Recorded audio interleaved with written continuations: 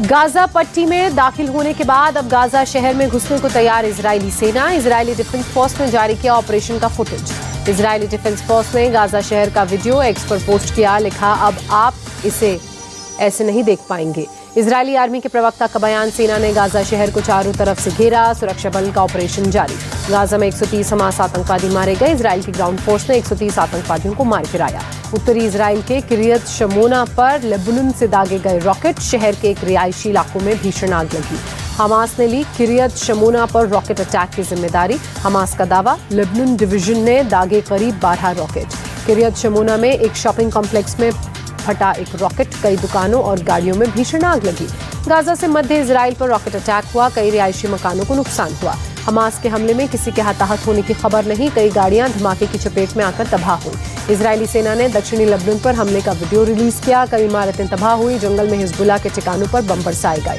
Israeli सेना ने दक्षिणी लेबनान से सटी सीमा पर गश्ती बढ़ाई, सीमा पर टैंक्स ने गोले दागे। इजरायली सैनिकों ने सीमा पर फायरिंग की, चप्पे चप्पे पर पैदल सैनिक ले रहे हैं तलाशी, रात में भी की जा रही है गश्त। इजराइल ने गाजा के ब्यूरीज रेफ्यूजी कैंप पर एयर स्ट्राइक की, कम से कम 15 लोगों की मौत। गाजा में इजराइल के अटैक से एम्बुलेंस को नुकसान पहुंचा, एक पैरामेडिकल स्टाफ घायल, अस्पताल में भर्ती।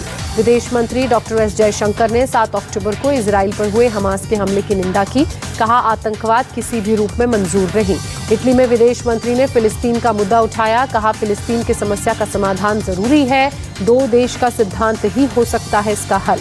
कई देशों के डेलीगेशन से मिले इजराइल के प्रेसिडेंट, बंधकों की जानकारी ली, हमास के कब्जे में हैं इन देशों के नागरिक। इजरायली पीएम बेंजामिन नेतन्याहू ने गाजा में फ्यूल भेजे जाने की इजाजत देने से इनकार किया, कहा केवल भोजन, पानी और दवा की अनुमति।